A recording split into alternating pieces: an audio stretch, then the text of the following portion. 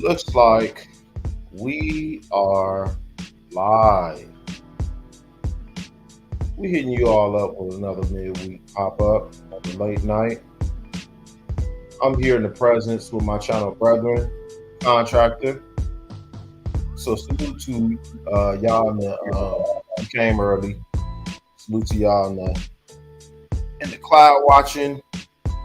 Those who said something as of yet in the room.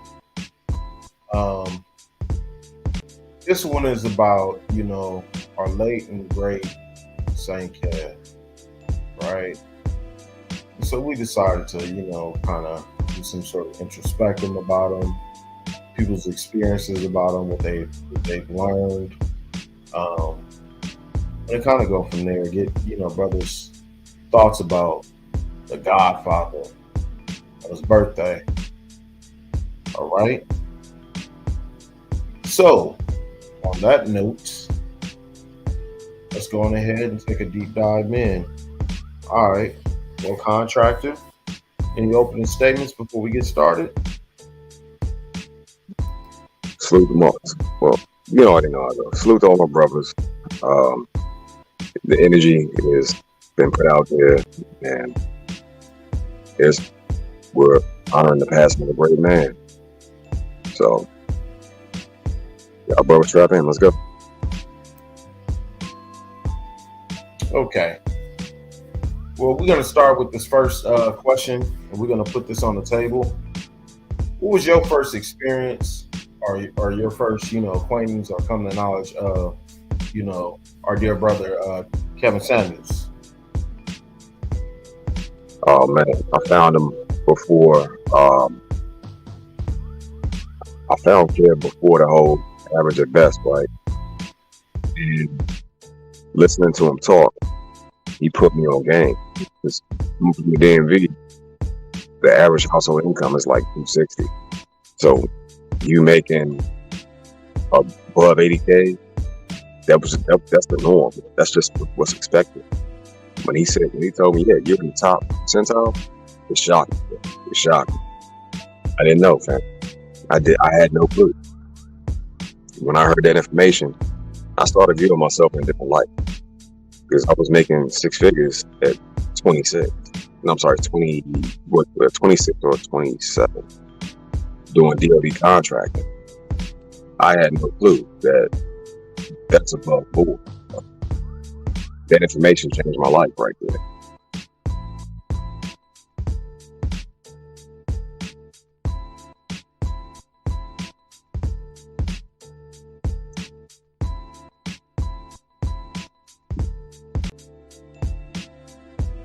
But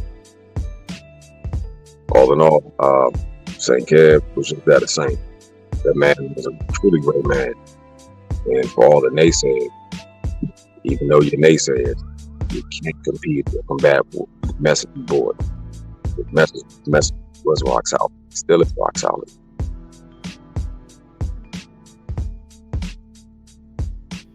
I see. Okay. All right. I first came across Kev as he is a fellow Kappa Alpha Psi member. He believed in that Phi Pi, Kappa Alpha Psi, good old spirit of 1911. I was exposed to him by a fellow frat brother. He was actually talking about esteem building, men, colognes, how to dress, that sort of thing, And so, 100%. So before we take a further dive, let me go on ahead and salute to the chat and salute to the brothers in here, all right? All right, looks like we got the Professional Nomad Podcast. Shout out to you, brother. Thanks for coming through. Another content creator. He has some great stuff over there. Y'all go ahead and check that brother out, okay? We have Tevin King, a late night supporter. He be up. Thanks for supporting the Machismo TV network. As always. We got Robert Platinum up on the late night. Salute to your brother. What's up, Play Perry? Nuke, motherfucker. You know what it is. Mike Reed. What's happening, brother? That is our in-house HVAC tech. Anything about repairing and actually getting your household stuff together when it comes to those appliances and plumbing, that sort of blue collar work, him and Contractor will have something coming for y'all pretty soon. Y'all go ahead and check the brother out. All right. 100%. You already know what time it is, Play Perry.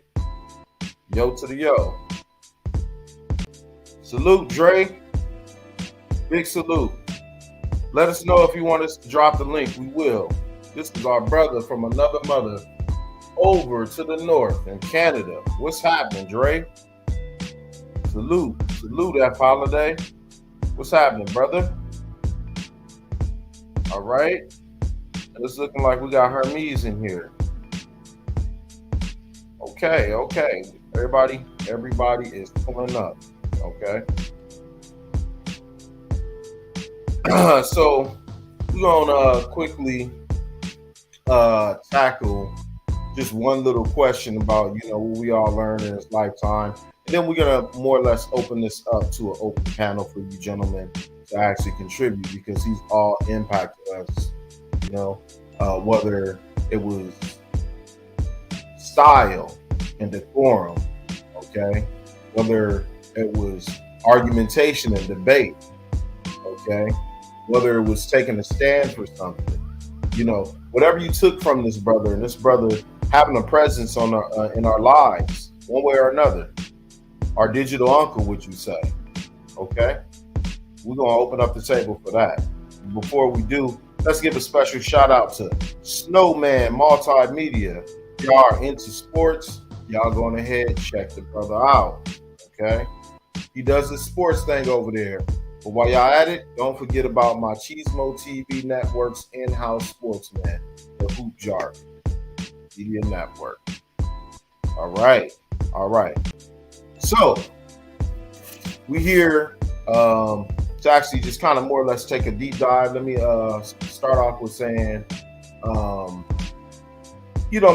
grandfather, my dad, my uncles, have always more or less taught me about, how to dress. You dress according to season, earth tone in the fall, pastels in the spring, more your muted colors in the winter, like your grays, light blues, whites, blacks, that sort of thing. And then, of course, in the summer, more like the colorful colors of the night, okay? Right? And so I've learned that already, how to iron, look conservative, whatnot, conducting myself like a true gentleman, right? But what I was really, really, really impressed by with Kevin Samuels was his ability to engage in debate and discourse in a sort of unrivaled manner, okay? Every night, his quick wit, him actually, speaking to these folks under pressure. Everybody has all these sort of weaponizing language terms, multi-syllabic, woke babble or whatnot. People would try to hit him with it, and he would out-logic them to the point that when he would open up his show, specifically to the feminists, okay, they wouldn't have it. Now, you would think, you got scholars out there, your conscious leak types, your Moist Watkins, with his coward ass speaking only and my dear brother's death, this punk ass, okay, all right, that Moist Watkins, he didn't dare. And this is a PhD educated guy who should be used to discourse and debate, right? Ain't nobody want that smoke with the Godfather, man. Ain't nobody want that smoke.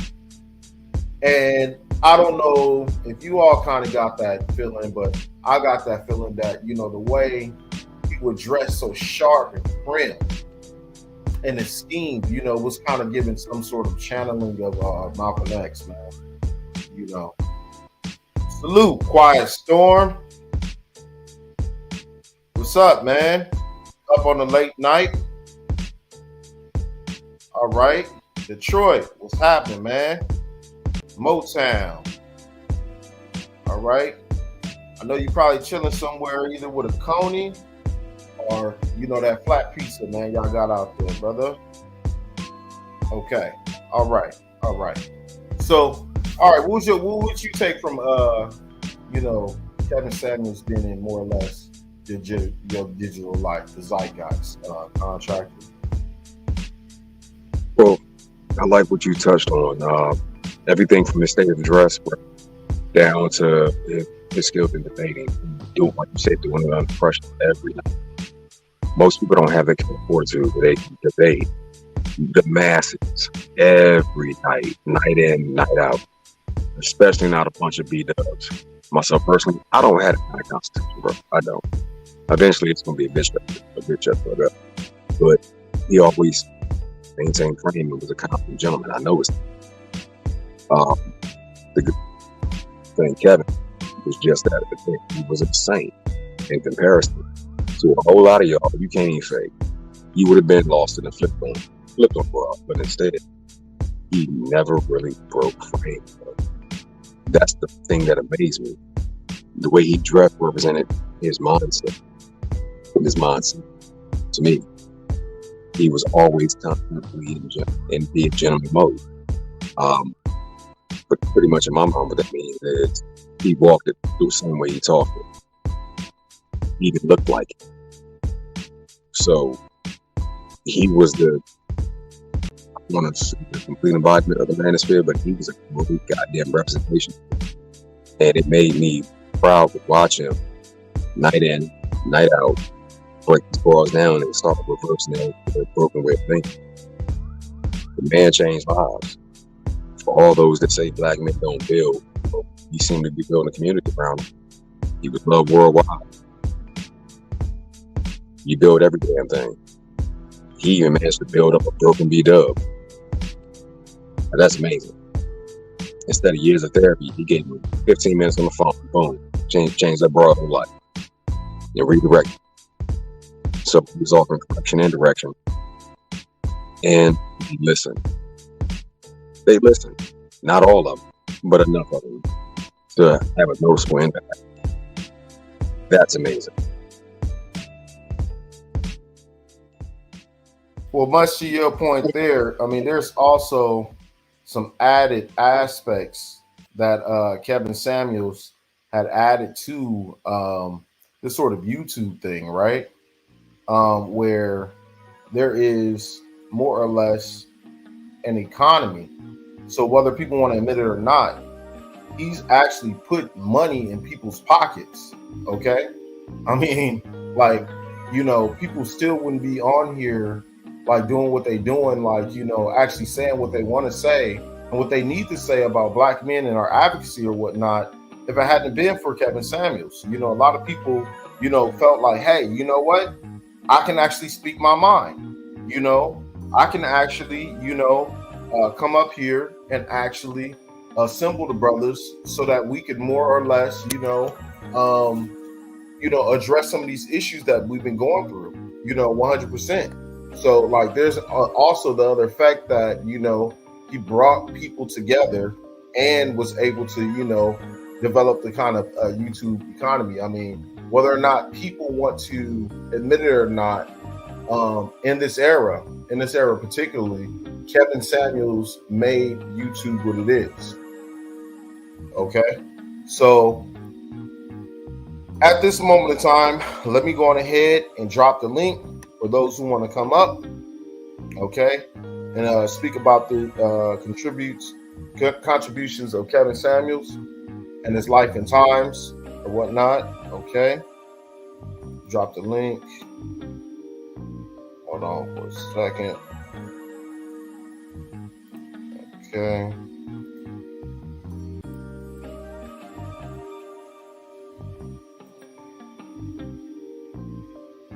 All right. So while we're waiting on the crowd, what would you say about the Kevin Samuels effect? He was able to put years of information in minutes. Just minutes, bro. Minutes. And it wasn't just a black thing or a white thing, a Spanish thing. No, it's a Western. He showed men all around the world just how delusional they're thinking. And he put it on display. But he didn't do it to make a profit. After he displayed it, he then turned around and gave them actual viable steps and options where they could correct it. That was amazing. The brother was a genius. It is what it is. The brother was a genius, man. And I appreciate his body of work. Even when I go back and look at some of the old videos, I hear stuff now that I didn't hear back when it first came out. I was watching it, and it was amazing. You know? Like his intellect was pretty fucking tremendous, just to put it like, because he knew what to do, when to do it, how to do it, and especially how to say it. You remember the small videos? He'd stop, pause, reset the board, and he would ask the same question in a different way, slightly different. Then the person he asked the question and the whole aha moment, like, got it. Then they answer honestly. After trying to be deceptive, he was good at sniffing your ass out and making you come to a logical conclusion. So, yeah, he was very, very, very. I mean, when you're engaging in debate and discourse, I mean, it is an art and it's a science. Okay, the scientific part is actually breaking down the sort of logical disposition and kind of, follow some sort of linear conclusion or misconclusion where people are trying to make an argument. That is the technical piece. The sort of art form is when and how and where to do it in its proper context and be entertaining and do so. That's the art part, these sort of nuances to where make it all blends together. And I mean, I don't know if anybody has. I'm gonna just say it like this. His style of debate and discourse, you're not gonna see this in a minute. Not in a minute. Not like that. Not like that. Not with that sort of swag. Not in a minute. I'm gonna be honest with you. Okay. I mean, this is why truly people love Malcolm X so much.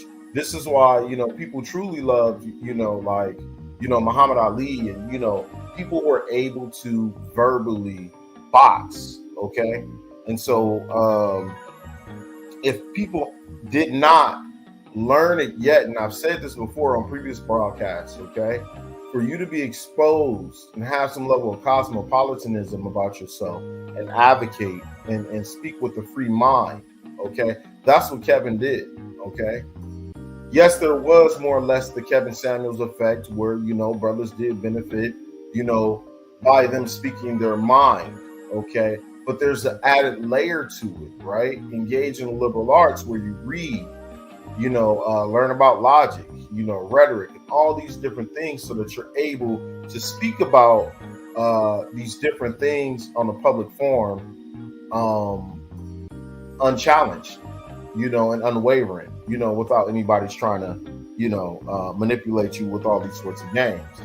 Nowadays, we've seemed to recognize by virtue of pattern this sort of templated programmed canned response from the other side.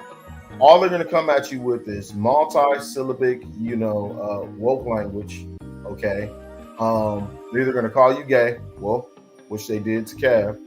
They're going to try to harm you when it comes to your money, which I'm sure they did.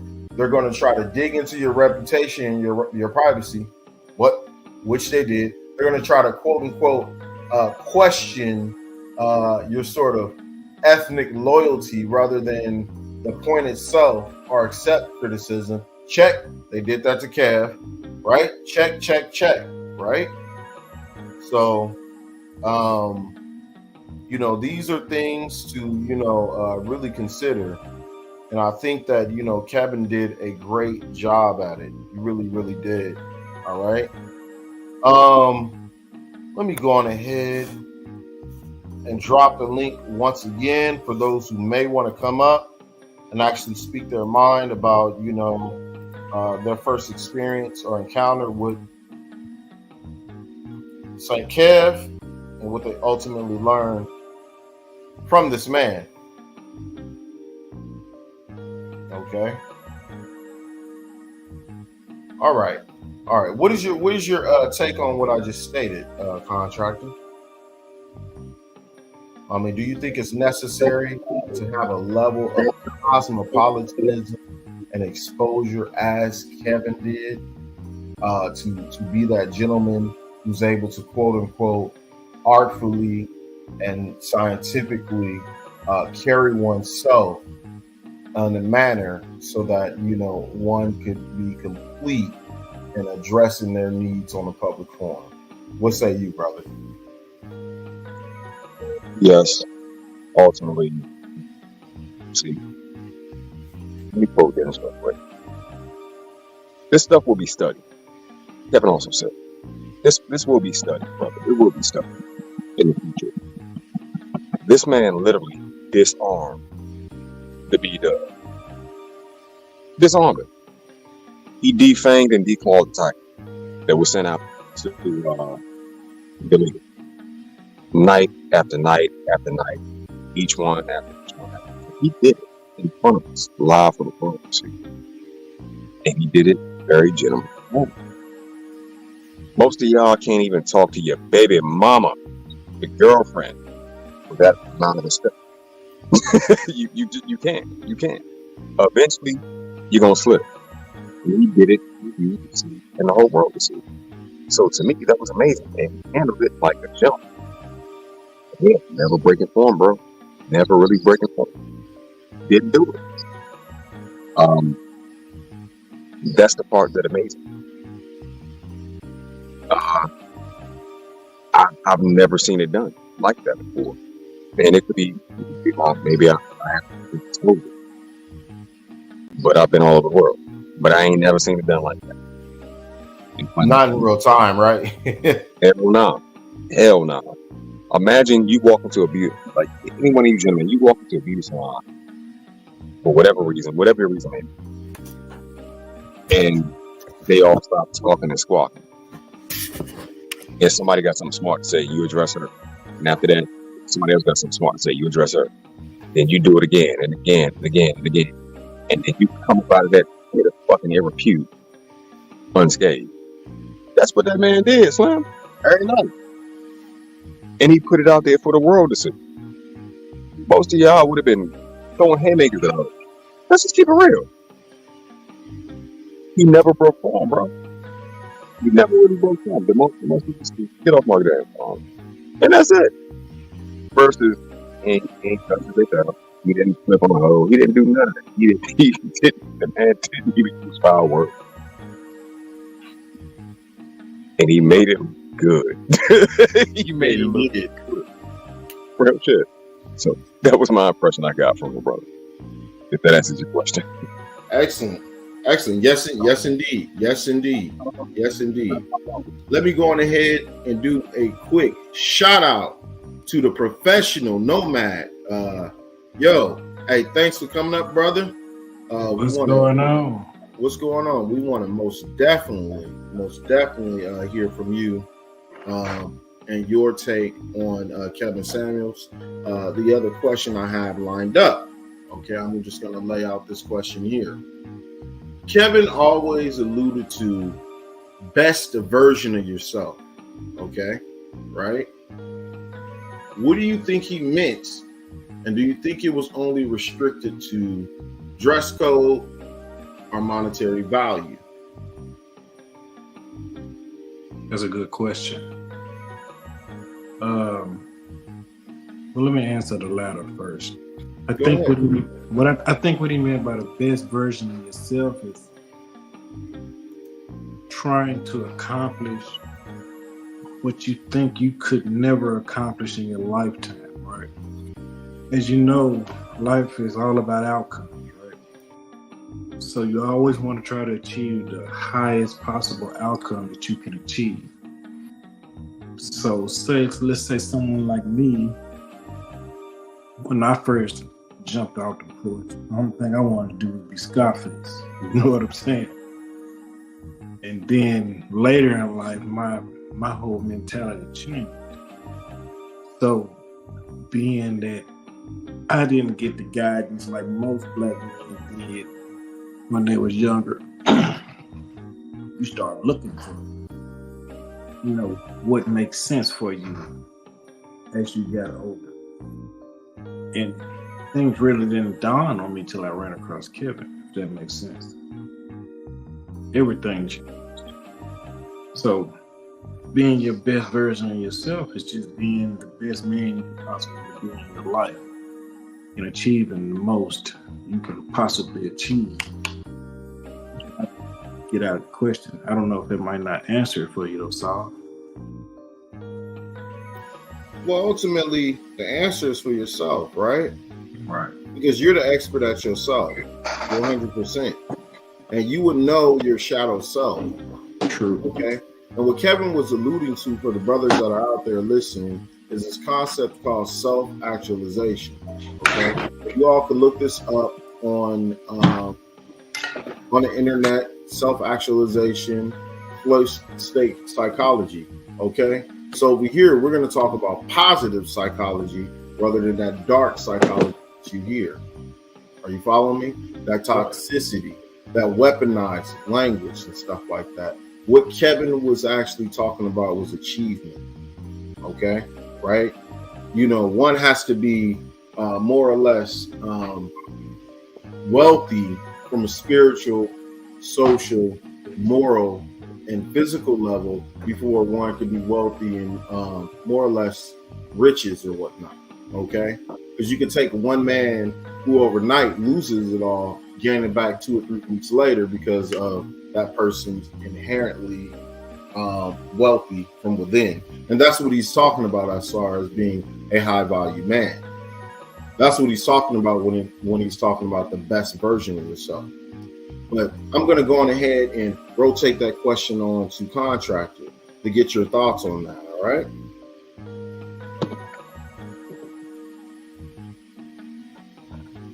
My bad. You said it one more time, please. You said what? Said my bad. Contractor. Oh, salute to you, brother. Yo, I enjoyed the show you did, bro. I did. I really did. And man, I just try to be natural. That's what it's all about. What you guys do. You do an excellent job too. So just keep doing it. I mean, the only person that succeeds is the person that keeps trying.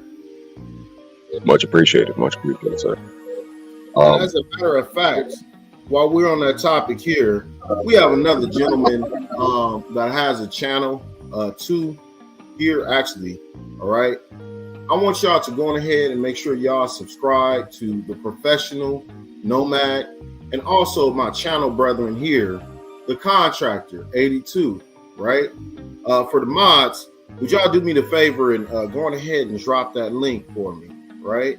To make sure these brothers get their shine. Right. We're all different brothers with, our different styles and different tastes and stuff like that. Right. So if you don't receive the message from me, you don't receive the message from Dennis, you don't receive the message from people like AC or General Tito or the kosher clinician or Ed or somebody like that. Right. You're going to receive it from somebody. Right. Find a way to get in how you fit in. And that's the point. All right. There's a variety of voices in the space. Right. Mr. Fantastic, Obsidian, be there as it may, right? These are all black men. And that's why Machismo TV consistently supports them all, right? And the diversity of voices, right? Right? So it's room for all of us, all right? So let me go on ahead and allow Contractor to go ahead and answer the question, right? So the question is, do you want me to repeat it or do you remember? Can you repeat it real quick? Kevin Samuels alluded to the best version of yourself and a high value man. Do you think that those things are only restricted to a material aspect? Oh, hell no. No, not at all. See, Here's the problem with our people, right? Specifically the men. We feel worthless until we get something. I know growing up, we're not instilled with a bunch of traditions and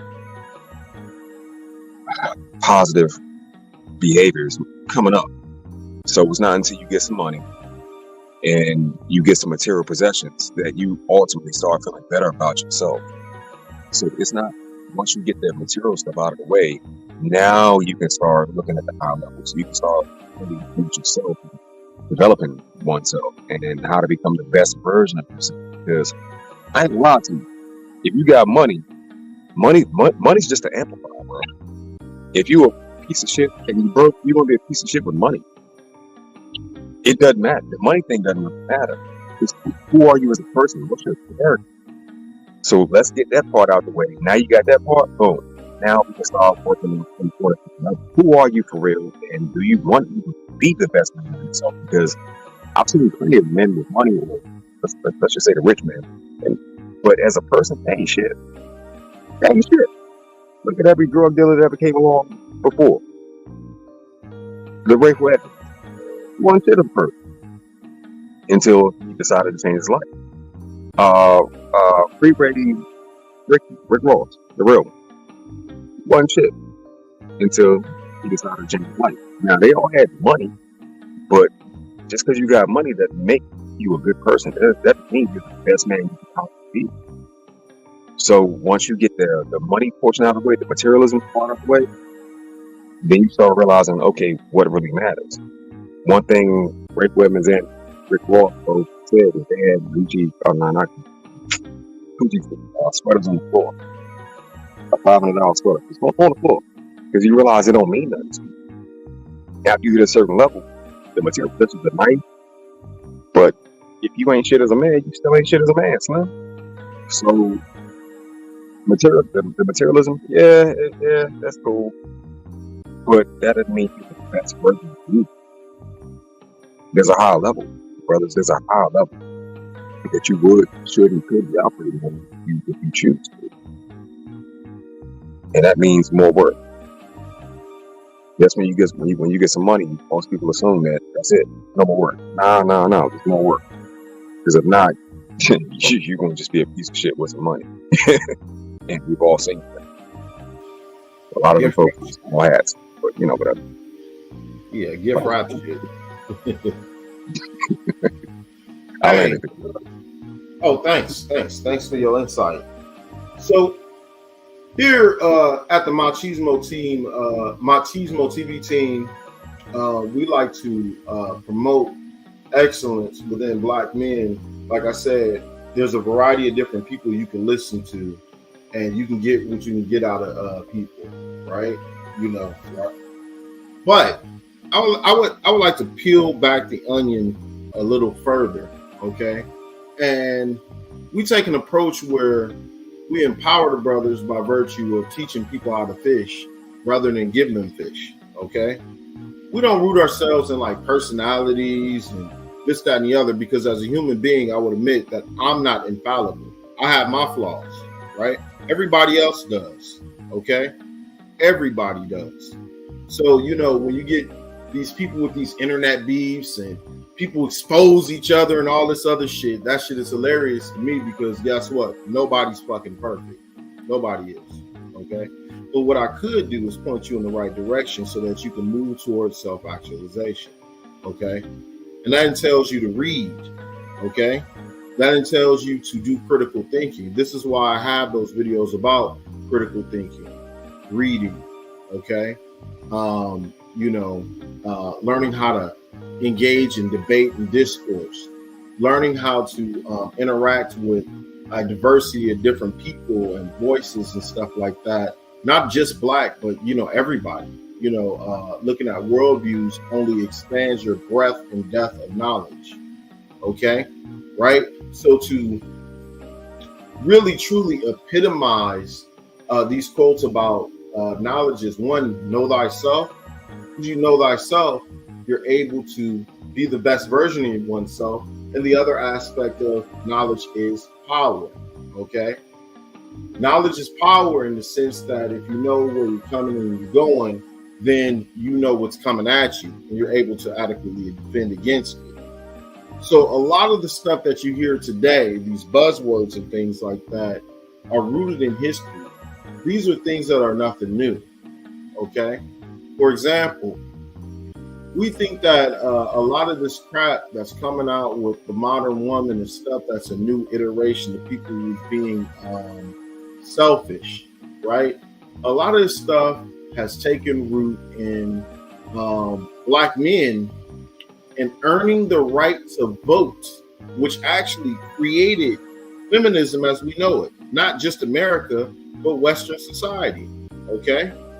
If one were to turn back the pages of time to the voting rights amendments of the Constitution right after the Civil War, where black men were senators, black men were 100% builders of communities like schools, banks, and things like that. We've earned it, right? But what was brewing there was that sort of resentment. And that resentment, obviously, where people have chosen their sex over their race.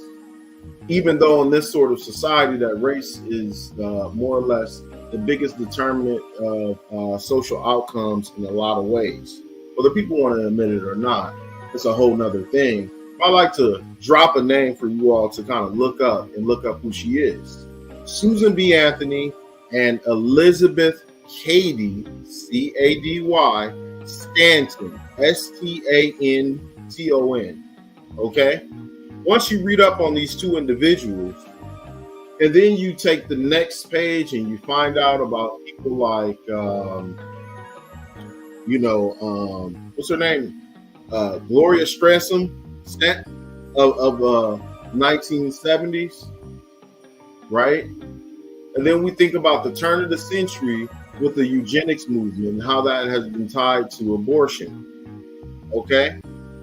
You put all these pieces together and you learn about history, you learn about why where we are is not necessarily a surprise, but it's a sort of historical, philosophical trajectory where the seeds were planted in those times. So right now, what we're doing is we're planting the seeds as we're more or less experiencing a black male renaissance, and we're going to keep this up. We are. We're going to hold the line. Our voices have been like unchecked for years. And Kevin Samuels was more or less the spearhead of that line. Right? He was very, very, very esteemed. Dressed the part. Debate. Very worldly. People were just looking for stuff, looking for ways, looking for chinks in the armor. And as our fallen hero has passed on, a martyr was born. Because all of us felt something personal, a level of familiarity, an uncle, possibly a father, a brother, somebody where there was some sort of personal loss, and then it inspires us. And guess what?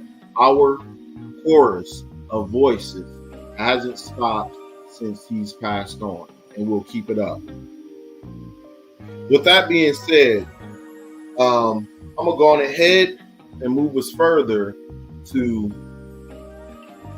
what could we all do to more or less keep this going in honor of our dear Saint Kev, as he's canonized, as far as being a brother who 100%, held that sort of lantern of masculinity in a place of darkness.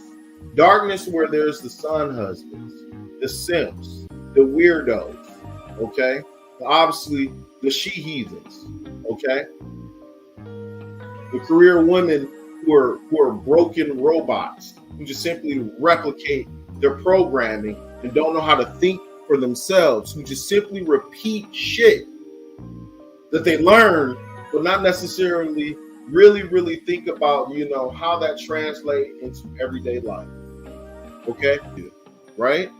And so my question to you the contractor, and very likewise the question for you, Stefano, of the professional nomad is, what would you do as far as this sort of follow on? What will your contribution be? Invisible or visible? One way or the other. And that's my question. Invisible.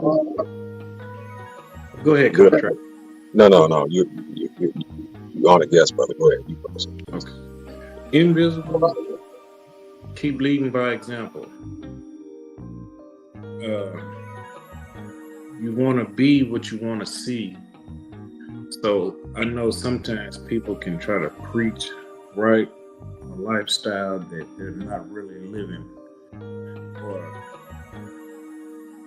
talking a lot of mainstream points out here. But you just have to keep being the example. Like, if he affected your life in any kind of way, I feel you understood he preached accountability. So we have to keep preaching that as well. We have to keep holding people accountable for everything. We have to keep showing that we're accountable for our mistakes too at the same time. But at the same time, for self, we have to be by example, right?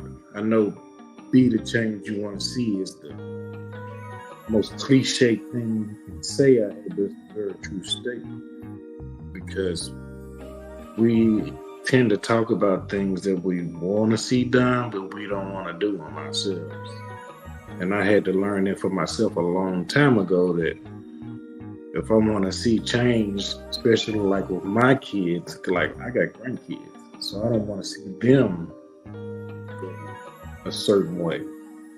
So when they see me, I have to make sure I'm being the example of the perfect role model or father figure, or even grandfather figure that they want to look up to when they see me.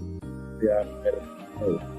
The same way that most people would do if they would have ran into Kevin, they automatically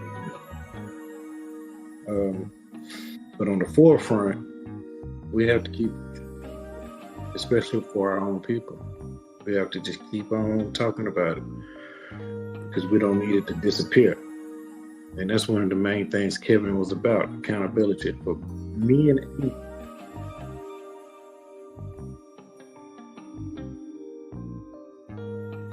We still have you, brother? Yeah. It sounded like you got cut off. You said men and women, but nothing else? Yeah, no, I'm past the contract. Okay, go on ahead. All right, you landed his plane, brother. No, I'm in complete agreement. I couldn't have said it better. And the part that you don't see is me living this every day and constantly putting myself back in the fire and coming out. It's like a piece of gold.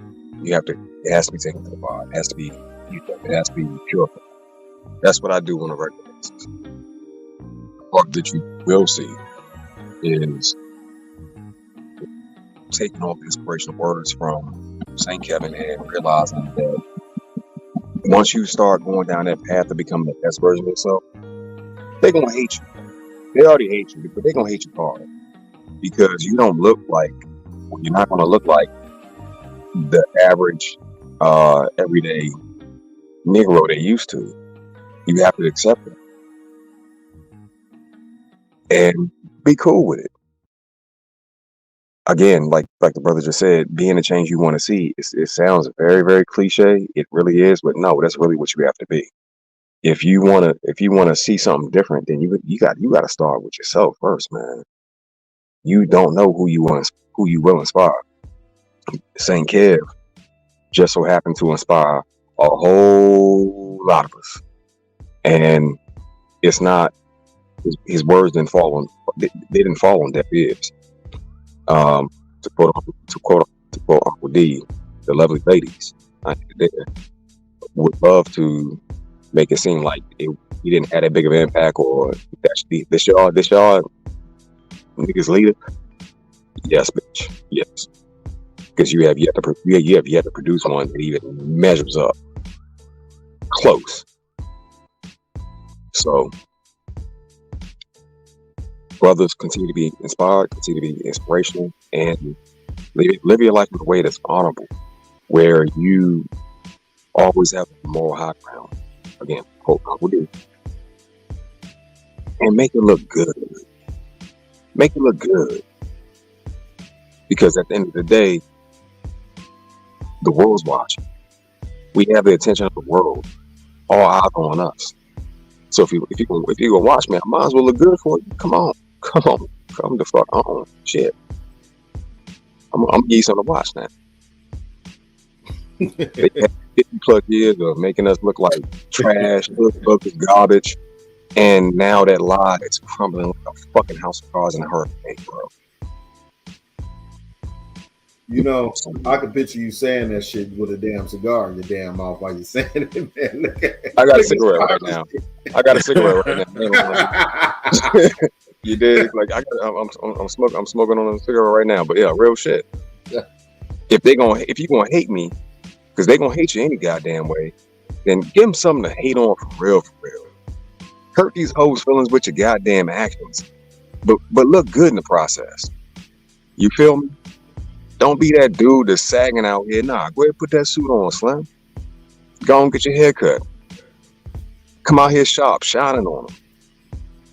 Women hate when you shine on them. Good. They hate when you shine on them because at the end of the day, they know you're a man above their caliber. But that makes them want you even more. That's the real reason why all them bras was fucking hating on Kev, because they knew this nigga's beyond me. It's beyond me. I can't have him. Nah. So if you're gonna hate me, I'm gonna give you a reason. But I landed it. All right, cool. Let me go on ahead to this next point here. Okay, do you all hear me? Yeah. Okay. Could one theoretically say that Kevin's ultimate legacy is accountability? But before we go on ahead and actually get into this, let me go on ahead and acknowledge the two gentlemen that just came up. And we don't want to detract too far off, but salute our new star. Y'all mods, y'all going ahead, drop the link for our new star. And I want y'all to go on ahead and begin dropping the link for Glow Hardy, okay? Because he's going to be having some stuff coming soon. Okay. All right. But the question on the table now is Kevin's true legacy, could it be attributed to accountability ultimately? Okay. And so I'm going to go ahead and start with the two individuals who just showed up, just to more or less get them in the rotation.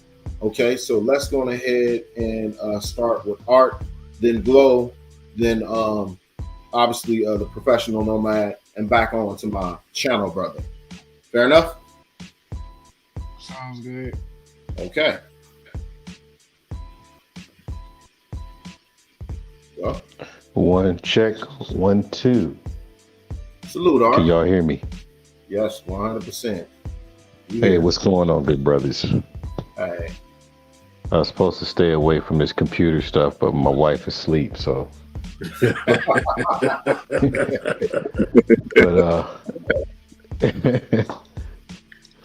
So I'm over here in the kitchen. Accountability. I think it. Are you asking, is that just one of them, or is that the whole message? Just one of them. I mean, from his legacy. Yeah, one of the main tenets, you know. But it's your personal opinion. It's your personal opinion. It's simply a, you know. Yeah, because he did go hard in the paint after some of the brothers that weren't really producing in the beginning. And he was trying to be an example about wearing, certain clothes and doing things about colognes and stuff like that. I was on panels with him in the Coliseum a few times. And he broke it down to a science. But I think you can say that, but I think if it was an accountability kind of conversation, my opinion, it wasn't universal. I think it would apply to a certain ilk of people. So that's why certain people felt a certain way, because it didn't fit their criteria. So, but they wanted to still support him. Now, as far as accountability for the women, yes. Yeah, that was always in there. And again, it only applied to those that have somewhat of a higher income bracket, but yet wanted a quote unquote high value man, but didn't really fit the bill. So he was holding them accountable. So yeah, I think that would fit, among other things. And now land my plane. Okay, that's fair. That's fair and objective, right? And that's all in the spirit of accountability, right? Being honest and being honest about outlook and worldview. All right. And thanks for that contribution, Art. Okay. All right, Lo Hardy, what's your take on the question posed? I think that Kevin's legacy is in large part about accountability, because accountability encompasses everyday general life. You have to hold yourself accountable to get up at a specific time so you can meet a specific goal. You have to regiment your time properly so you can be able to maneuver closer to a bigger goal.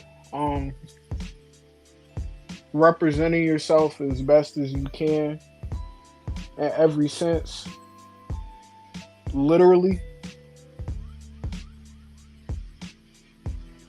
There's so much to say about him, and I wouldn't want to pigeonhole him by saying it's just accountability, but I do think that it was a large part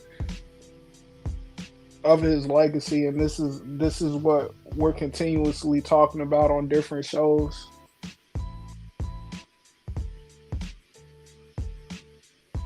Okay. Okay, all right, we will take that. Okay. All right, Stefano of the Professional Nomad podcast. But before we get into you, let me go on ahead and highlight one other content creator that's here, Passport OG. As you all know, that the Machismo TV network, we're a team about promoting Black male voices. So when you see brothers come through, you more or less acknowledge them, okay? Right? That sort of diversity of voices, really, really promotes the diversity of thought so that the best ideas rise to the top. Y'all going ahead and try subscribe to them and give Passport OG a listen. An unwavering, diehard supporter. Okay. All right. Go ahead, Stefano. My personal opinion, I think accountability was a very big part of his legacy and a very big part of his message. Especially for the first part of his career on YouTube. I know he preached a lot to men, but it went unnoticed until he started talking to the women. And even I had to double back and watch some of his videos, which helped me in my career when I think about it, because I'm quick to tell everybody that when I was working in a department in my company and I wanted to get a promotion, I was stuck, right? So this is when I ran across Kevin for the first time and I started watching his videos. So I doubled back and watched a lot of them. And I ran across the one where he talked about cutting your hair, right? And he pretty much said in the videos is take a look at yourself. Then take a look at your org chart. Do you look at like any of these people on this org chart? If your goal is to climb this ladder, then you need to look like them. And you need to hold yourself accountable for how you present yourself in the workplace. When I heard that, I changed my appearance. I had a beard, I shaved it off, went back to the normal goatee that I got now, right? I already had started dressing differently because I worked in corporate, so I was already there. But it helped me get promoted to the position I got now. So I held myself accountable, but it didn't start until I started just listening to that. And then for any woman I tried to date after the fact, accountability was one of the main things I preached to them, which is probably why I don't have an American ABW now for a woman, if that makes sense. Because it's kind of hard to preach it to them because they don't want to hear it a lot of the times. So I definitely think that accountability was a major part of his legacy, because this is what he would talk to you about a lot of the times when you would call him. And I'm gonna pass it to the contractor.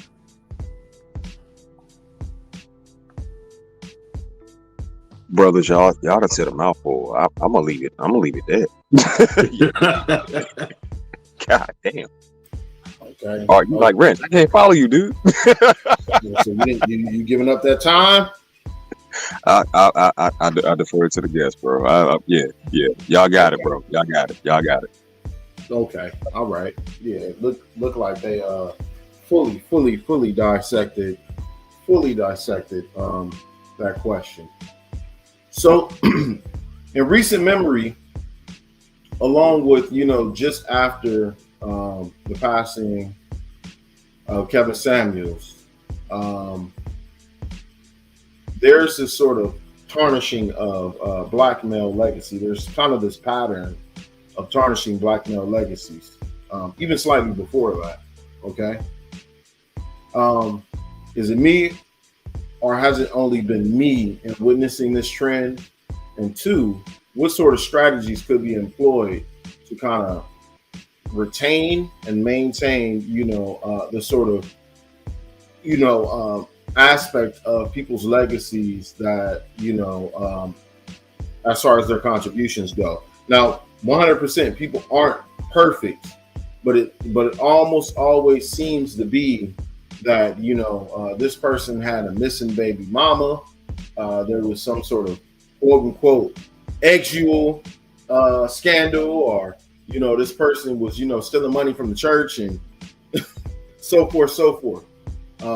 But let me go on ahead and rotate round robin, from contractor, Stefano, Art, then we'll Glow, as far as, tarnished legacies and strategies to address these things.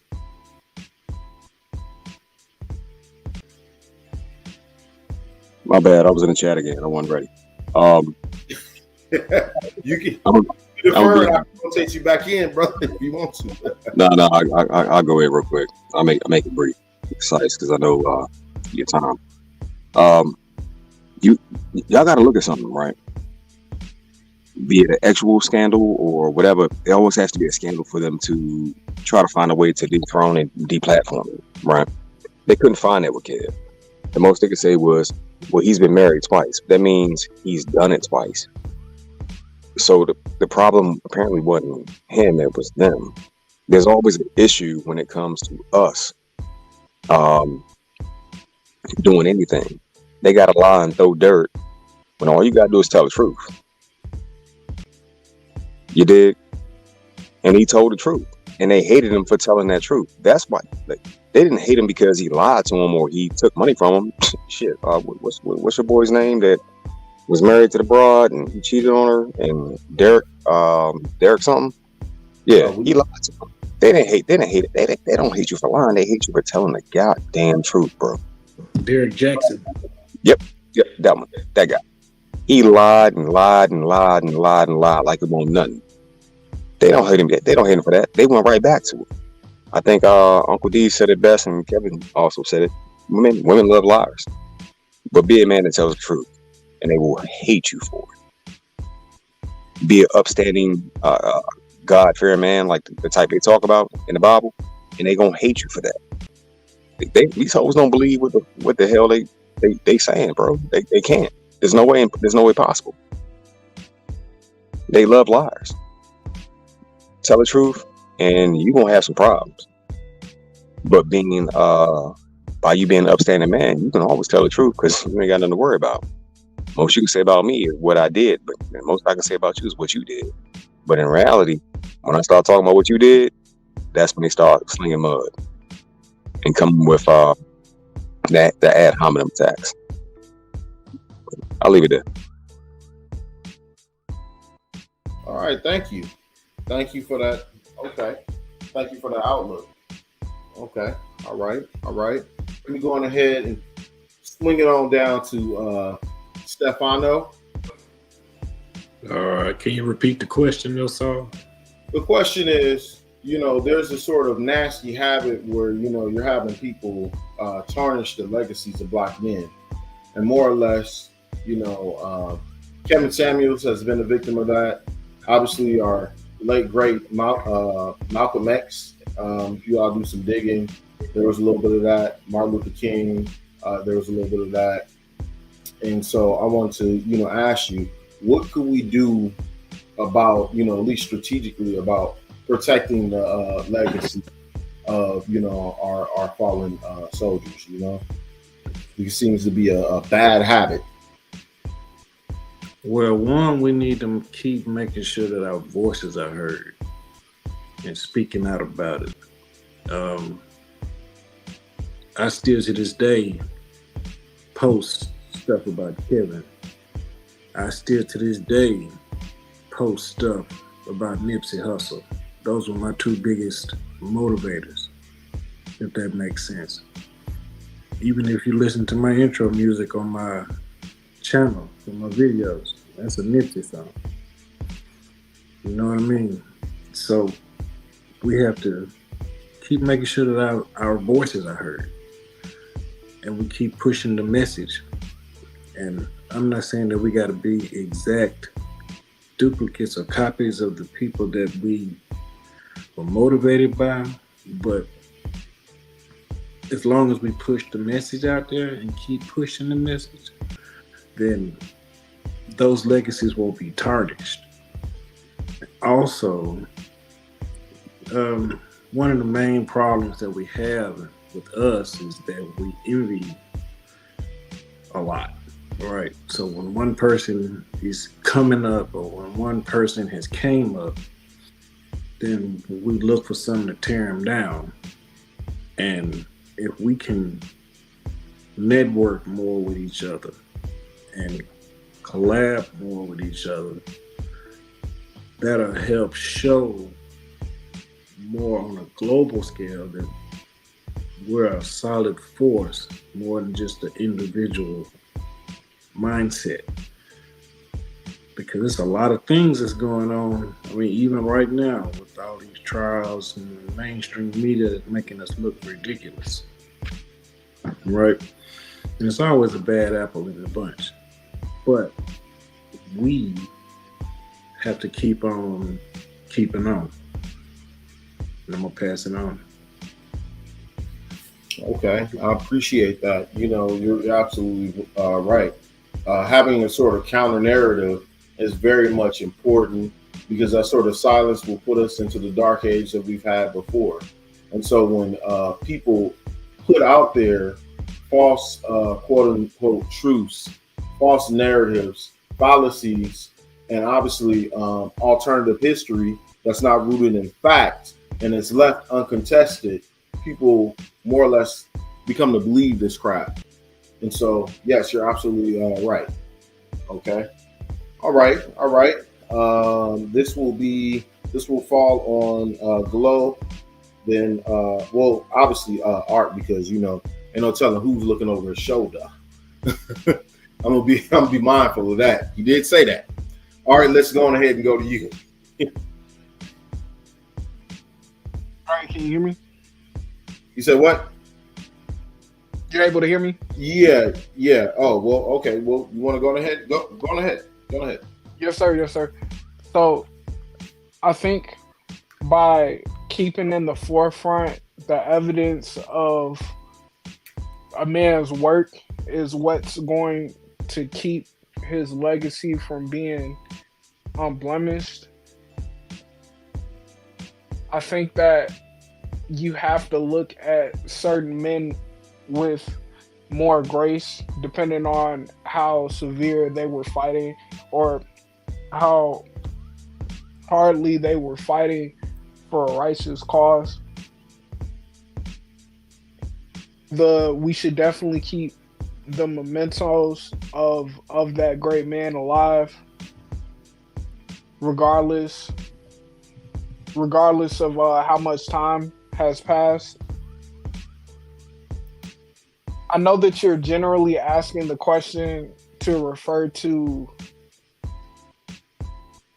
all men in general. I guess I was forming it around Kevin Samuel's legacy. But what I'm saying is true for all men, even the ones that don't have the notoriety that Kevin has. There are plenty of silent, wealthy people who do good work. Not everybody rich or wealthy or is evil. There are people that work against that evilness and gives people like us the spaces to be able to speak about these things freely, because there are people with this there are in of America and how important the black male identity is in the whole culture of America. So the fact that even though that there's a steady attempt to keep us silenced, we continue to have a voice. And speaking to Kevin Samuel's legacy, I think that he definitely permeated the whole advocacy of the black male image. It's not gonna go away. We're taking it back, and it's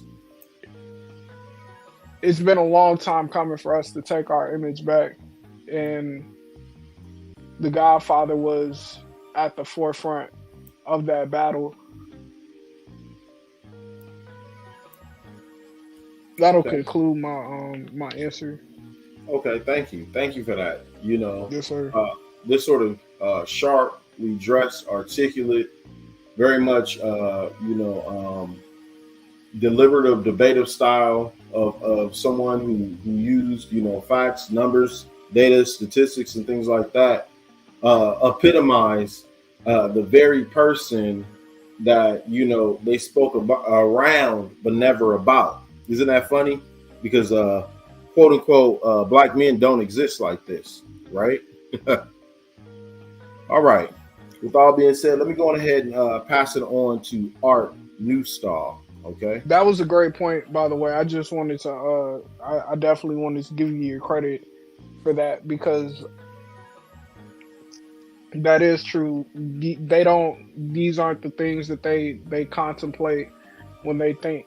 These are not the things that people are contemplating about when they get the image of a black male. A lot of the time, or that's what's being sold. A lot of the time is that people don't think of us that way. So that was a great point. Yeah, 100%. I mean, when they think of us, they either think of us, from a quote unquote giblet or sassafras seasoned individual, onto somebody who's hyper aggressive out there, gang banging, somebody from a Tyler Perry movie who's a habitual cheater, and whatever other archetypes that are out there, rather than somebody who's a functional, upstanding black male. And so it's like, oh shit, this got out. There are actually upstanding, decent black men who think, who can actually articulate themselves, who are actually clean cut, who are actually traditional. Damn it, I cannot make excuses anymore. It used to be like that on a regular basis. The only time that they will show black men in history that were clean cut, well dressed, you had to be Bumpy Johnson or some type of gangster. No, that kind of dress and behavior was natural and normal. They rather show the dysfunctional side and be like, but they were clean cut. So in order to be clean cut and dress nice, you got to be a gangster. Come on, man. Nah, there were plenty of black doctors, lawyers, you name it, before integration. But that's a whole nother conversation. Kevin represented the return to that, and it worked, bro. It just works. It works. Look at it. And he's been gone for like 2 years, and it's his image is still untarnished. But I'll leave it there. Okay. With that being said, let me go ahead and acknowledge Brian Snow of the Snowman Multimedia Network for the mod. Y'all going ahead and drop the link for this brother. But while we're on this topic still, I want to more or less pass it on over to Art Newstall. He's been patient here, and I want to respect this brother in his time. He's most definitely a great guest. He very much contributes to the intellectual weight over here when it comes through. What you got for me, Art? Okay. When I think, I guess when it was officially announced that he passed away, I was, I guess, one of the guys that did a couple of tribute panels for him. And one of the panels I started off with is when he was wearing his Kappa Alpha Psi jacket.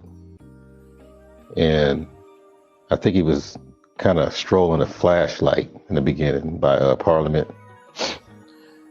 And I'm bringing this up because I think the biggest message that a lot of us have really like glossed over is his emphasis on education and networking.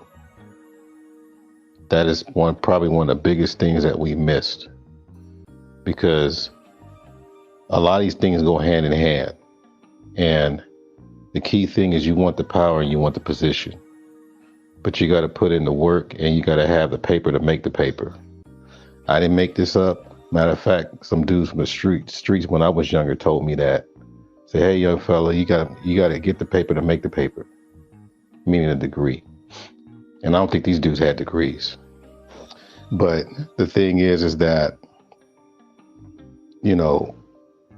from what I gather from, because I guess, he's part of Divine Nine, just such as I, and you meet a lot of powerful people in these organizations, and you can't just shake their hand and wear their letters. You got to network and find out what they're about. And then, because people are just not going to put you on just because you're wearing letters. You gotta pretty much prove yourself. And like he said, you got to make sure you dress the part, act the part, be the part. When you see those things occur, then you have to prove that you belong in the higher echelon of that organization, and then still continue doing networking. So I think that's the part that's really been missed or glossed over, or more than anything else, because I get it. People like the image about how he pretty much took it to a lot of these sisters that were unrealistic, even if they had the money. But the key thing is, and I take this from Obsidian, he said the higher of influence you are as a black man, the more choices you have. So it ain't no going back and forth and trying to negotiate. If you have that power, that influence, I mean, whatever I say goes.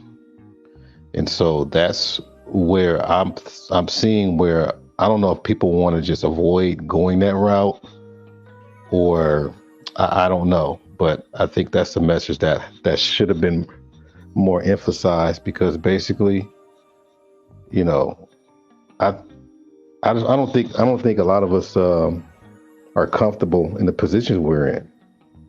I mean, I'm not, as far as a whole. So I rather see us move forward to where we'd be able to have more influence and fill in these gaps, to where we'll be able to see some of these, because I guess I don't know if people were even inspired to even get with these sisters that he was talking to. I'm not sure. A lot of these chicks say, I got a degree and I can make six figures and blah blah blah. I'm not sure if people that were watching saying, yeah, that's who I want to get with. I'm not sure if that was the goal, but at the same time, if you are on an upper echelon as well, you don't even have to negotiate. You just be that person, and basically, the chip will fall where they may. So I think that's how I'm going to land it right there.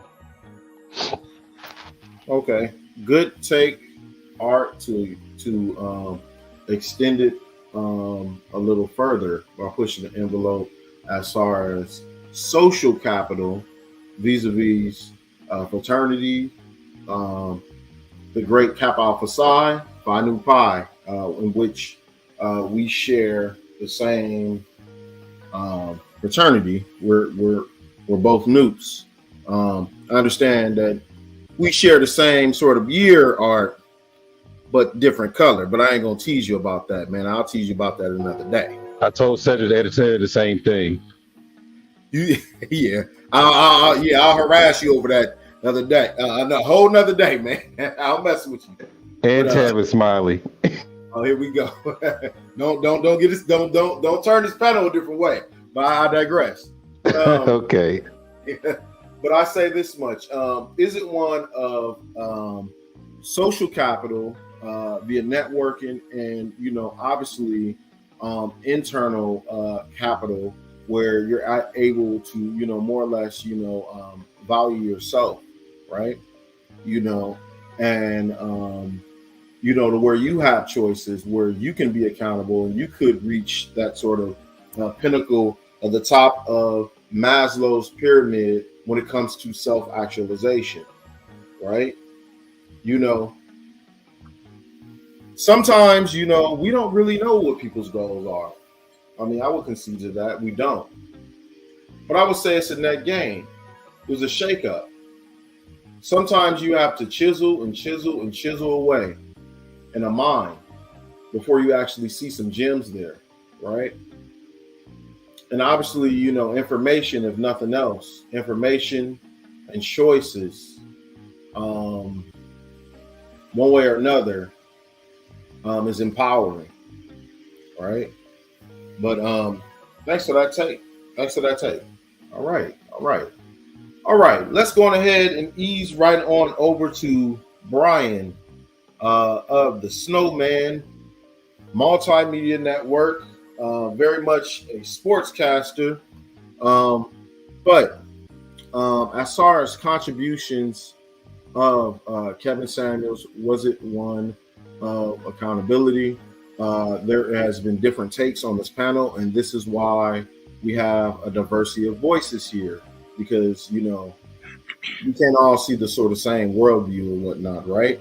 Yeah. And so I want to make sure that people have different takes or whatnot as far as the overall contributions. Go ahead. What got me hooked on Kevin Samuels' content, not just the content itself, and not being afraid to speak the truth about himself, about what he's been through, and about how women should be.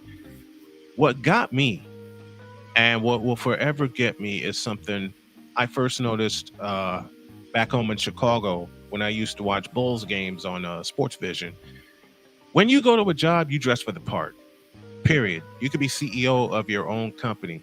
And I believe, and still believe, that if you're CEO of your own company, even more you have to dress the part. I had someone tell me when I lived in North Carolina, when I showed up to a game that he wanted me to call for his company, I'm all out. I'm in a shirt and tie. And the guy said to me, "You're a good one for wearing a shirt and tie. I'm CEO of my own company. I wear what I want."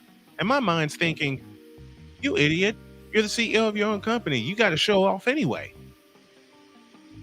So I have for almost the entirety of my career, if I'm on assignment, unless it calls for me wearing a polo, like weather, like when I do baseball,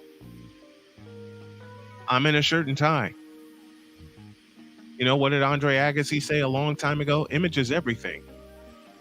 I mean, I still get ridiculed to this day from people I grew up with back home in Chicago about who my inspirations were as far as announcing goes. Jim Durham, Wayne Larrabee, to the present Kevin Harlan, Marv Albert. And they would always pull the race card and go, "Well, you don't like any black announcers?" Of course I do. Gus Johnson, Greg Gumbel, Robert Ford, the lone black lead radio voice in Major League Baseball, Dave Sims, the fabulous television voice of the Seattle Mariners and one of my best friends. So when I throw those voices at them that I know personally, their mouths drop. So what Kevin got me was you have to get the paper to make the paper. True. Me, I became a broadcaster purely off an idea and I ran with it. And I've run with it for almost 30 years. But at the same time, the basics are down. Shirt and tie when I'm on assignment. And I'm learning to do that even from doing games here at home. Shirt and tie when I'm on assignment. Strict schedule.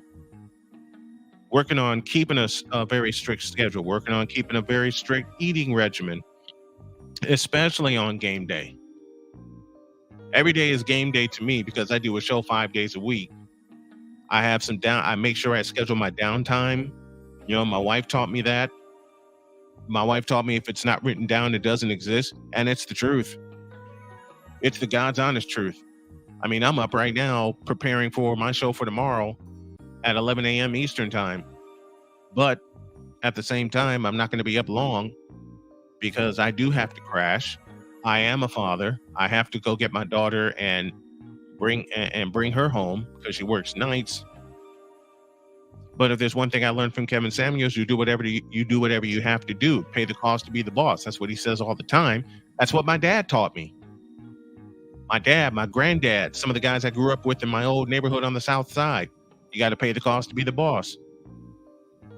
And when I sit down and take a critical look at my 30-year career, my near 30-year career, I haven't paid half the cost yet. But I've gotten some assists from a lot of people, Kevin Samuels being one, reminding me to stick with the old school. And I still get ridiculed to this day about how I speak. I said, it's writing down is effective. It is effective. It's become very effective. I have my schedule of interviews and my daily schedule in front of me. You know, tomorrow I get to spend part of the day with Scoop Miller from ESPN and with Matt Taylor, the radio voice of the Colts. These are two of my best friends in broadcasting. And all I did was just reach out to them and say, "Hey, you want to come on my show?" They said, "Yeah." Been my friends for 3 years now, since I lived in North Carolina. I've known Scoop before I got married and moved to North Carolina. But you got to and someone said it earlier, you have to network. I've had to do it remotely because of my fight against pancreatic cancer and my fight with blood clots, and most recently the amputation of my right big toe. But I'm not going to let that stop me. Though I will admit, I've had days where I almost did let it stop me, but I'm not going to. I can't. I have an empire to build.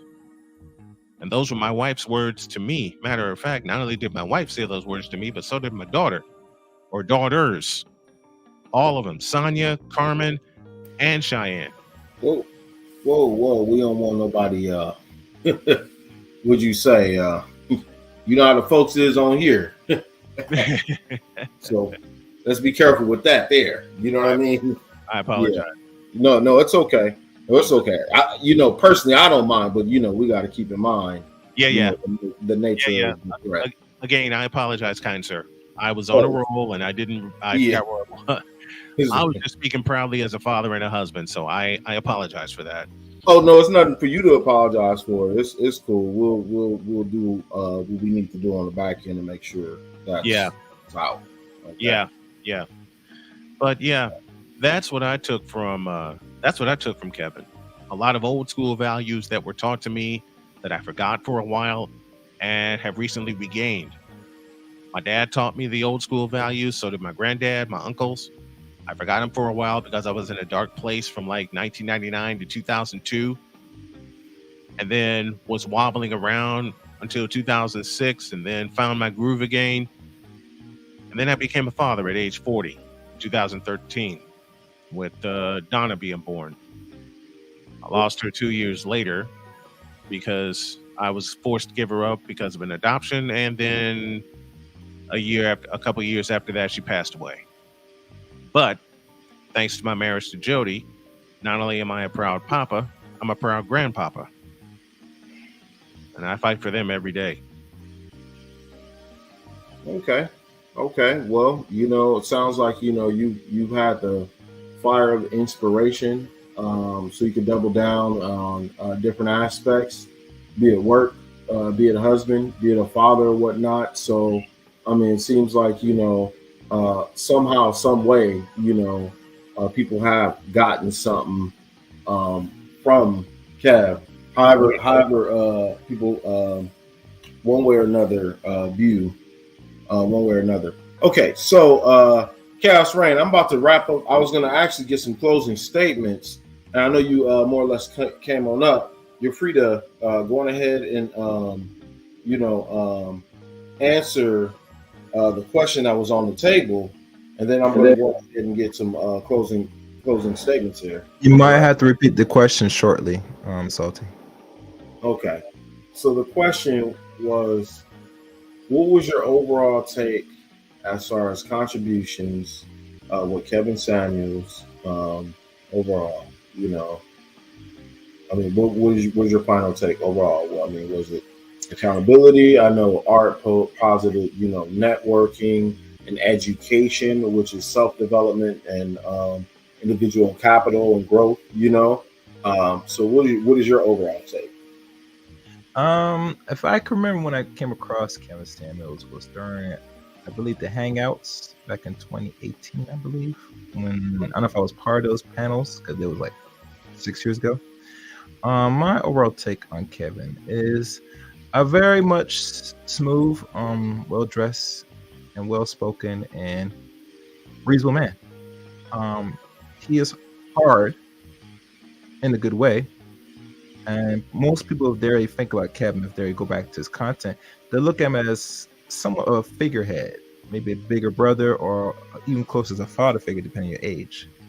And it's that man that some men, if they never grew up around, miss in their development throughout their younger years.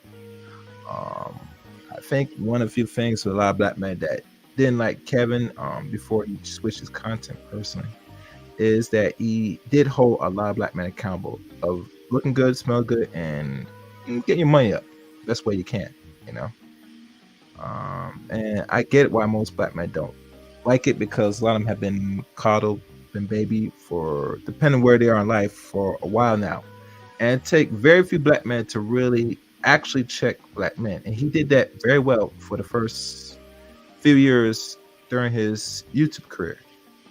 The transition from men to women was pretty easy. He did admit it on a car video, and not only that, but it's how he goes about it that why people don't like him, because he's blunt honest. He's an image consultant.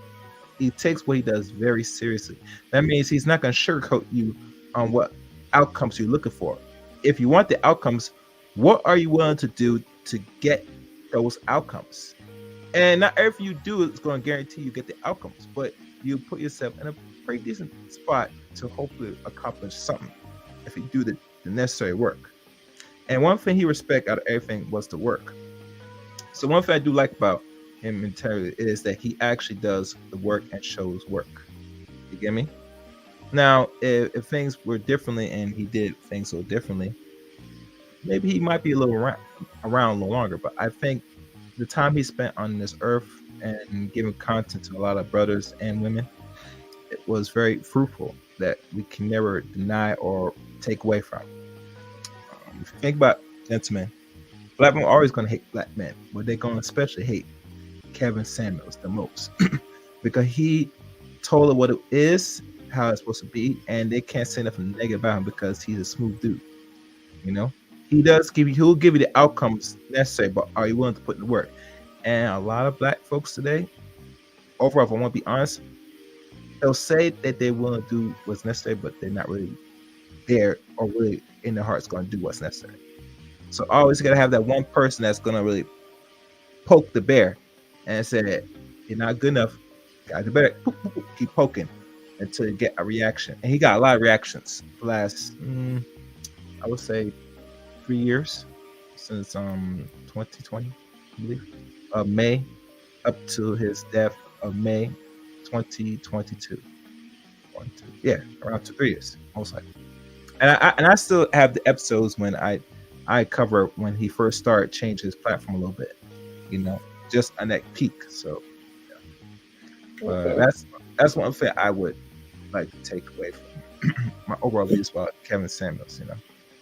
Okay, and thank you for that. I mean, that's actually closer to Art's earlier point as far as self development, education, and networking. So, I mean, it seems like there's other themes here, so that we don't want to miss out on the meat, should you say, and only go surface level when there's a variety of things that an emphasis in which people should develop themselves that the late great Kevin Samuels have promoted. Okay, so what I want to do is rotate around and get final thoughts, just final general thoughts. I do gotta more or less get ready tomorrow to open up the biz pretty earlier. So I'm gonna go on ahead and start people off with more or less 2 minute last statements, and we will go from there. Okay. All those folks who are content creators, you all are free to go ahead and drop the link in the chat to your channels, and just so I can more or less highlight it. Okay. All right. Chaos Rain is a content creator. For those who are modding, make sure you drop this link, and we want to make sure that the other folks here get their shine too, because we're about making sure that the exposure of the diversity of Black male voices are shown here. Okay. All right. Go ahead. Who wants to start? I'll start. Okay. Go on ahead. So, for my closing remarks, rest in peace, the Godfather, Kevin Samuels. He did a lot of fundamental work towards the reconstruction of Black unity. To the bigger topic of defending a legacy, we have to keep accurate account of our actions. We also need to keep accurate account of the fruits of our labor. We have to defend them with conviction. We have to defend the people that came before us, that built the cities that we walk in and enjoy liberties in, with conviction. Any slander has to be met with vitriol.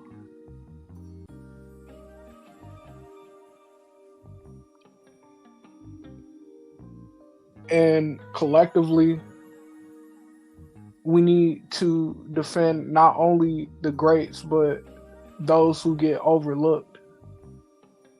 And I'll end my point there. All right, thank you. Thank you for that. Thank you for that. Okay. Let's go ahead to let's say uh Chaos Rain. Go ahead. I don't think I have any closing marks, to be honest with you. Okay. Okay. All right. How about you, Art?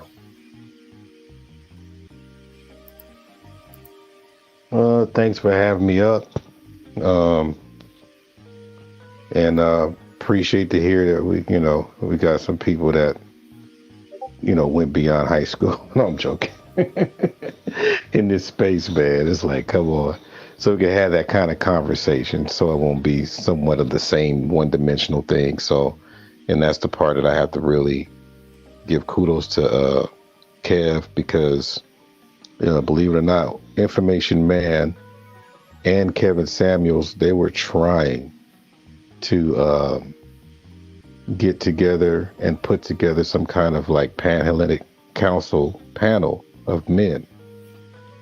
I guess, I mean, obviously he didn't get a chance to put that off the ground, and that's how I really discovered him. And then I saw him in the Coliseum with BGS, and I was like, oh, okay, So it's just unfortunate that we're not able to see how far he would have took his message. Because obviously the world was listening. Whether you were in, I saw Pakistani people, the people, Asian people. I'm like, wow. So he'd be totally missed. And thank you for having me up too, good brother. No problem. As you already know, you're always welcome over here. I know that you I'll be catching the what do you call it, the driving stuff in the morning, man. You be in that LA traffic. You like, look, I'm done. You know what I mean? I don't know if you're mashing down Vermont or Broadway. Got to maximize my time. Yeah. Yeah, I just Figueroa is off the chain, man. I wish I could do the video. Yeah. Look, I'll be picturing my mind. I'm like, somewhere on Vermont, somewhere on Broadway, sliding up, that major artery, right? Avoiding that. Yeah, man. Yeah. It's weird. Yeah. But one day I'm gonna try to do the video, man, where people can see the streets. Oh, they need to. The LA now is nothing like what it was when we were more or less coming of age. Oh, no. Nothing like it. Not at all. All right. Well, thank you, Art. Y'all be sure to make sure y'all go ahead and subscribe to Art if y'all are not already. He typically does his Friday night art drawings and whatnot. Y'all make sure y'all go over there where y'all can get a little bit of games, variety of folks there. And salute nonetheless. Okay, let me go on ahead to my channel brother. Appreciate it. Thank you. All right. Let me go on ahead over to my channel brother, the contractor. Any closing statements? Yes, sir. I think there's a lot to be gained by listening to Kevin's past work. And honestly, I think it's just really getting started, man. Because before, when he was among us, they took a lot of what he said for granted. But we're seeing it happen today. He told them winter's coming, and now it's here. The man was damn near a prophet. Damn near. I'm not saying he is, but he was damn near a prophet. He stayed in these YouTube streets long enough to realize that a great change is coming. And it's a shame that he didn't live long enough to see it come to pass. But brothers, we still here. We can see one of tearing these hoes ass up. Winter is fucking them up real bad. And real shit,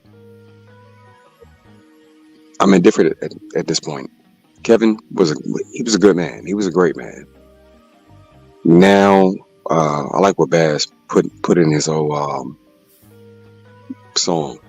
Like, yo, God took care of and he left your sorry ass with Dennis. Yeah, I feel the same. He was the last hope right there, and they ignored it. If they would do that to a man like Kevin, you can only imagine like what they do to you. But I'll end there. Y'all have a good night. All right. All right, let me go ahead and drop that down, and I'm going to end with my closing statements or whatnot. Going ahead and drop that all down here. Okay. All right. Well, brethren, if you didn't know anything else today, you all see, more or less the legacy of Kevin Samuels. I mean, it was his birthday.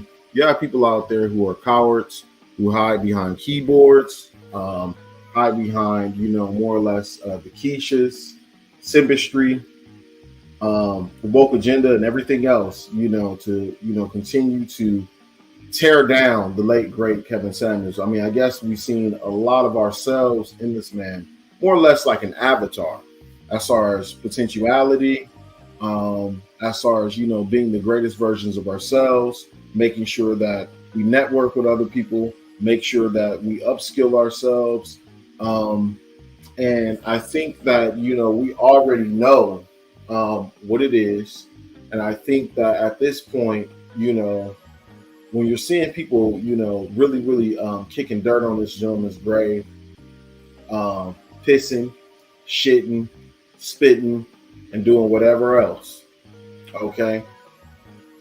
You work twice as hard. You work twice as hard as far as, keeping this man's legacy nightly, keeping it engraved upon the stones in the stone cold hearts of generations to come, as far as our unwavering and resilient march forward to other options, because people are invested into compromise and blackmail agency. And I think that Kevin was more or less the beginning of an era. They think that it's the end of an era, and people are throwing out things like the manosphere is dead. It's funny how we've more or less have doubled down, and we ain't going nowhere anytime soon. And so, into reflecting on my legacy to you all, Kevin's legacy, as far as what I understand to you all, is holding myself accountable as a content creator. Okay, I won't insult you all's intelligence. I will try to empower you all with information via empiricism. I will try to make sure that, there's actionable steps in which you all could point to. I will make sure that I will do what I can to promote other brothers as much as I can to get the word out, okay? Because I'm under the understanding that I cannot necessarily do it by myself. Remember, Deacon Salty is simply somebody who just rose from the chat. That's it. That's all. All right? With that, I end this show. You all be safe out there, and thank you for coming through, brothers. Have a nice one, and keep your eye out, because in the next 3 or 4 days, I will be doing something specifically about mental health in Black men, what to watch out for, and how you can ultimately gain from it, because I think mental health has gotten a bad name from some ideologues out there. We all know who they are. Good night and good luck, gentlemen. Bye.